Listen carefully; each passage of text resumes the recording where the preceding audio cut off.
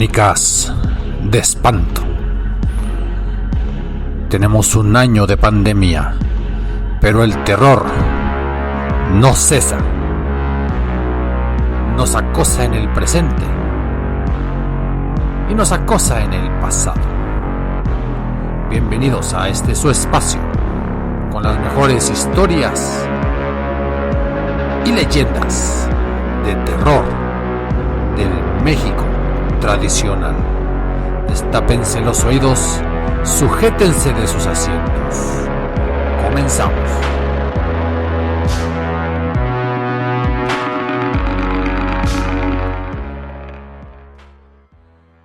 ¿Qué de cosas pasan en los conventos? Todos lo sabemos. Pueden ser refugio de pecadores o el mejor espacio para cultivar a un alma pura y cándida, o historias que cambian su rumbo por completo, moradas para esconder los peores crímenes a la vista de los demás hombres. Todo eso y más, pero en el día de hoy o en la noche que usted me escucha, quiero contarles de quizás el convento más antiguo de nuestro país y de alguna que otra leyenda que se gestó en su interior. Así es, tendré que referirme al convento real de Nuestra Señora de la Concepción, que literalmente fue fundado 20 años después de que se tomó la capital Tenochtitlan por los conquistadores españoles y sus aliados tlaxcaltecas, texcocanos, totonacas y todos aquellos que la historia luego minimiza. A tan solo 3 cuadras del Palacio de Bellas Artes y unas 10 cuadras de lo que es el Palacio Nacional, el primer convento de mujeres de México entero y sobre todo de la bella y señorial Ciudad de México, fue testigo de la leyenda de María. Pero vayamos. Hablaremos de Doña María de Alvarado, hija del conquistador Gil González de Benavides, y también de Leonor. Pero no se originó la historia exclusivamente en el convento cuando ella llega a tomar los hábitos. No fue así. Doña María tuvo la mala fortuna de enamorarse de un mestizo que se llamaba Ubaldo, el cual, por ser mestizo precisamente, pues no tenía ningún origen ilustre y tampoco fortuna. Pero ella, viviendo en su casa, sostenía con él a través de las rejas del balcón un idilio, el cual tenía apasionadas promesas, manifestaciones hasta impropias de amor, que sobrepasaban las miradas y las caricias, el besar las manos. Ya saben lo que en aquellas épocas era el echar reja. Como era obvio y natural en la creciente Ciudad de México, dichas citas no pasaron desapercibidas por los marchantes y las viejas chismosas y los hombres que en eso del cotilleo no hacían mal las cosas. Naturalmente, los vecinos y los caminantes se lo comentaron a don Gil y don Alonso de Ávila, aquellos hermanos de doña María. Sí, estos mismos que una vez conspiraron con don Martín Cortés contra la corona española, o eso se dijo en su época, porque Hernán Cortés tuvo 2 hijos, Martín Cortés, un español y un mestizo. Pero eso es otra historia. El punto es que don Gil y don Alonso, al saber lo de su hermana y lo de su enamoramiento irresponsable, insensato con el mestizo Ubaldo, pues claro que se hicieron los ofendidos, se dieron por menoscabados en su orgullo de nobles descendientes de conquistadores. Como un plebeyo, un miserable mestizo, ¿Sabrá Dios en sus actas celestiales cuál es el origen? Osa poner los ojos en doña María. El punto es que los hermanos buscaron encontrarse con Ubaldo el mestizo, y así es, que lo hicieron. Justo se atravesaron mientras Ubaldo acudía al balcón de su amada María. Sacaron entonces sus estoques y lo amenazaron de muerte. Algo así pudieron haberle dicho: mestizo, aquí nada se os ha perdido, y si volvemos a veros por aquí, bien que podéis contarse entre los difuntos, porque un hombre de sus condiciones jamás podrá aspirar a una dama como nuestra hermana. Pero como Ubaldo, Urrutia se resistió, alegando que amaba de buena forma a doña María y que, como todo insensato enamorado, prefería morir antes que perderla. Don Alonso, más avispado que su mismo hermano Gil, optó por una solución que siempre en el oído de los hombres es como música celestial. Extrajo del cinto una pequeña taleguilla con 400 ducados de oro, la misma que puso en las manos de Urrutia. Anda, mestizo, con este dinero podrás poner un tendajón en España y vivir buenamente como indiano rico. Tu tono de piel podrá hacer que pases desapercibido si vives en Sevilla o en las partes sureñas de aquel país. Al parecer, esta última razón significó más que la amenaza, y que el amor apasionado que Ubaldo sentía por doña María, pues se desvaneció al sonido de las monedas. Más pronto que un viento del norte, Ubaldo ya estaba encima de un barco, emigrando a España, justo a la inversa de lo que hacían todos, en búsqueda de iniciar algún próspero negocio con esos 400 ducados. Y ya, si después la fortuna le sonreía, veía qué ocurría con ese amor que por lo pronto había logrado encapsular. No satisfechos con su acción, tanto Gil y Alonso dieron aviso a su hermana María de que Ubaldo había dejado la Nueva España, y por lo mismo no perdieron la ocasión para presentarle pues varios galanes nacidos de buena cuna y que estaban a la altura del apellido del conquistador, que eran pues un buen partido para ella. Incluso que la bella María pudiera emparentar con algún conde o marqués para darle pues más lustre al linaje. Pero ustedes saben que el amor no tiene intereses, no responde a los mandatos de la racionalidad humana o de la avaricia. Doña María pues resistió a los galanteos, a los requiebros, a los amagues de esos tantos pretendientes que le presentaron, y no se casaba. El punto es que los hermanos optaron por recluirla en el convento de la Inmaculada Concepción, del que hablamos, y el primero fundado y uno de los pocos disponibles y aceptables para la gente de dinero allá en las postrimerías del siglo XVI. Así había otro beneficio: ya en el convento tendrían en ella alguien que rogara por sus almas y que rezara por el perdón de sus pecados, porque a ellos eso de pedir perdón y de rezar pues no se les daba. Ciertamente que doña María ingresó por voluntad propia en el convento como una novicia. Apenas era una novia del Señor, pero tenía en el fondo la esperanza de volver a ver algún día a Ubaldo el mestizo, y al sonido que él emitiera chiflando fuera de la pared y de la barda, escaparse. Así es que durante el día y a lo largo de las semanas, doña María poco o ningún caso hacía de las oraciones.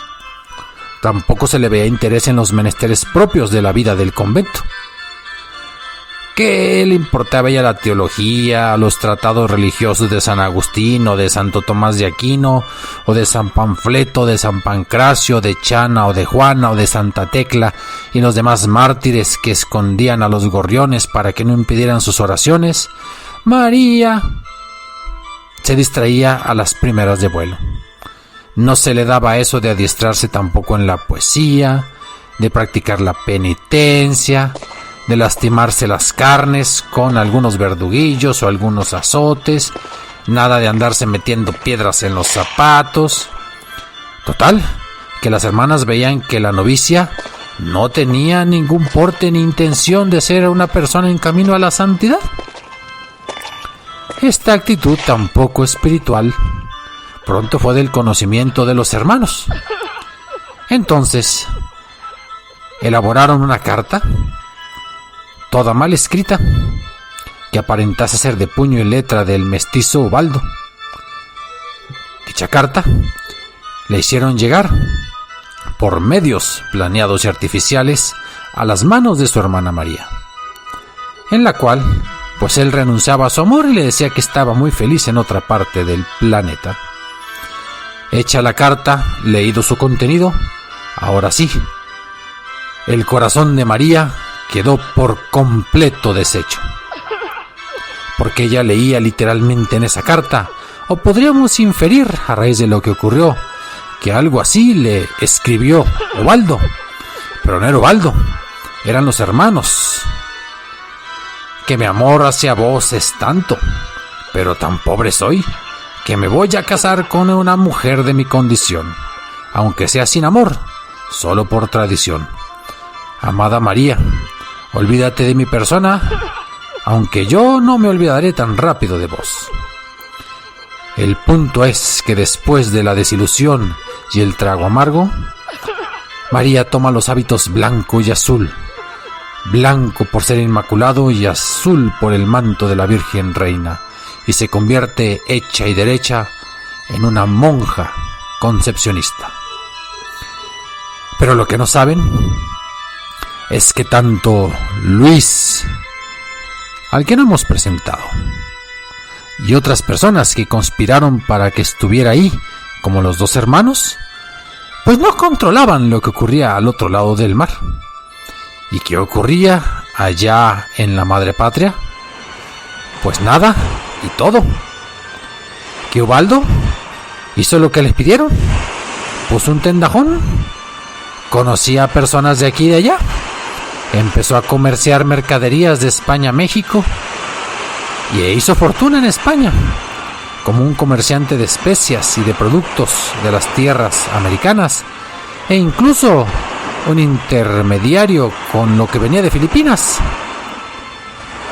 Y la fortuna le hizo no olvidar el amor de doña María, y la nostalgia lo embargaba, aunque eso sí, como buen personaje de novela de Gabriel García Márquez, extrañaba a María, pero compartía los placeres de la vida con no pocas damas españolas.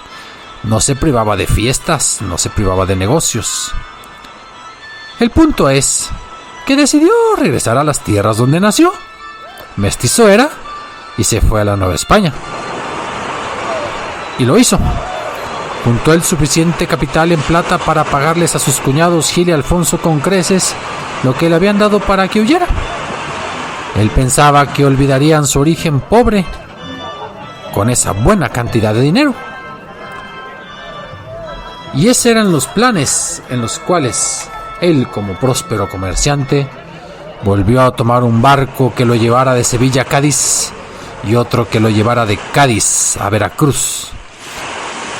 Y ahí viajaba Ubaldo, el próspero comerciante, con grandes lujos en su ropaje, enjollado hasta con un diamante entre sus dientes, como una casualidad, como una excentricidad.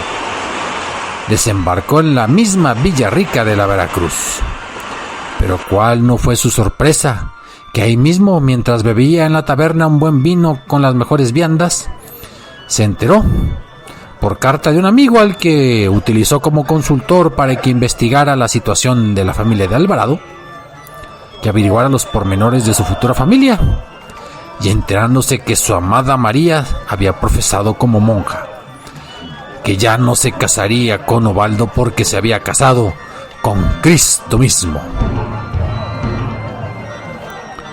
El punto es que doña María supo también del regreso del amado, y presa de la desesperación por sus penas amorosas, no sabía si él podía lograr sacarla del convento, pero ella ya había profesado los votos. El punto es que, presa de la desesperación por esas penas, una hermosa noche de luna salió de su celda, se dirigió al jardín, caminó lentamente, pasó bajo el árbol, bajo el durazno, pues, bastante crecidito. Traía una cuerda por debajo. Amarró un extremo al tronco del árbol y luego, trepada en el brocal de la fuente más cercana al durazno, que ya estaba bastante grano porque había sido sembrado ya lustros atrás, optó por la solución más insensata que nos otorga el sentimiento del enamoramiento.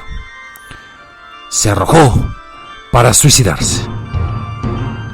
Y hete aquí que la pobre María se lanza al vacío, y que la cuerda rechina sobre la rama, y que el cuerpo se columpia de un lado a otro mientras ella se sofoca al mismo tiempo que entrega su último aliento al Creador, con el pensamiento en Ubaldo, pareciéndole imposible poder llegar a él, su amor perdido y olvidado. Poco a poco los estertores de las manos y los pies se iban haciendo menos, más leves, imperceptibles, hasta consumar el acto de la entrega de la vida. Y así es que María murió, con la vista a la luna y con el durazno como testigo de tal situación. Los grillos y los demás insectos solo podían ser testigos mudos y ocultar su tristeza tras esa noche iluminada por la luna, pero oscurecida por el sentimiento de desesperación. Al día siguiente, cuando descubrieron el cuerpo de María, la consternación entre las monjas fue terrible. La madre abadesa, por más que también se hallaba perturbada, mantuvo la cordura. Pronto ordenó las previsiones indispensables, a saber, pues les pidió a todas las enclaustradas que guardaran silencio en torno al suceso. Pagó un par de hombres para que llevasen el cuerpo de María a enterrar fuera del convento, dado que María había muerto en pecado mortal al quitarse la vida, y según la costumbre de aquella época, no podría ser sepultada en un lugar santo, que era las criptas del coro abajo de la iglesia. Mucho se especuló años después acerca del destino del cuerpo de la monja, aunque se rumoró que la sacaron de la noche en la madrugada del convento de la Concepción, que para hacer aquella época pasaron junto a la capilla hexagonal de Santa Lucía, que cruzaron las acequias que todavía permanecían para el tráfico de canoas del Carmen y Santa Ana, que llegaron a un camposanto que después se llamaría el Panteón de Santa Paula, y que ahí, no donde los españoles enterraban a sus muertos, sino donde los indígenas lo hacían, entre yerbajos, sin ser vistos por nadie, abrieron rápidamente una fosa para arrojar el cuerpo de doña María, así, envuelto en una manta y sin el hábito blanco para que no fuera reconocida si era descubierta.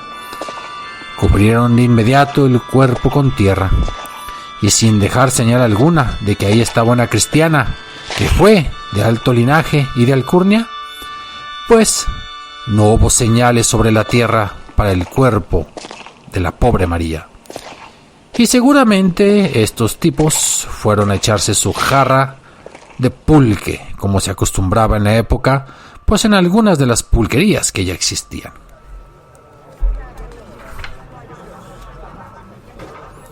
Y pasó la vida a la normalidad en el convento, y fueron notificados los hermanos, quienes en silencio también mantenían la vergüenza de una mujer que ya no rezaba por ellos, sino que quizás estaría en las fauces del demonio a las puertas del infierno. Y Ubaldo ya nunca la pudo encontrar, aunque la siguió buscando, y optó por regresar a Sevilla, que era donde tenía la parte buena de su fortuna, y siguió fungiendo como comerciante. Pero cuenta la leyenda que no pocas veces el cuerpo de la monja se aparecía en el jardín, pendiendo y meciéndose al soplo del viento bajo la rama del árbol en la que se había ahorcado. Y dicen que eso ocurre sobre todo en las noches en que la luna es llena y causa un resplandor especial.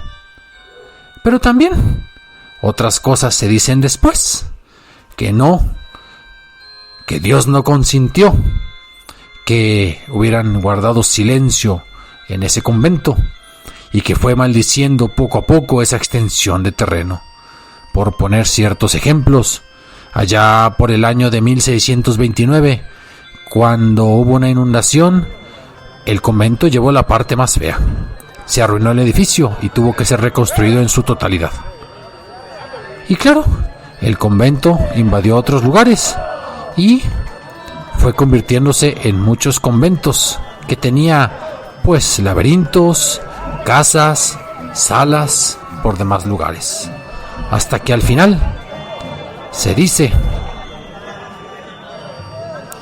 que en febrero de 1861 la maldición se hizo realidad. En tiempos del presidente Comonfort se decreta una persecución, ¿quieren verlo? O una expropiación. Son los tiempos del liberalismo y del conservadurismo, y muchos templos católicos fueron destruidos, y conventos también. Es la fecha en que algunos de los conventos más notables de la Ciudad de México se destruyeron para dar paso a calles y avenidas. Y del convento de la Concepción ahora nos queda una capillita, un pórtico y una plaza, que le llaman Plaza de la Constitución, distinta a la del Zócalo, donde usted puede caminar y en una noche de luna llena dejará de escuchar a los borrachos o a los delincuentes y quizás escuche el lamento de la monja que se ahorcó, ya sea por amor o desesperación. Escriban, asientan, disientan, opinen, crónicasdeespanto0@gmail.com. En Facebook, Crónicas de Espanto, en Patreon también. Ya saben dónde encontrarme para la próxima leyenda de terror de México, lindo y querido. Que el terror los acompañe toda la semana. Hasta la vista.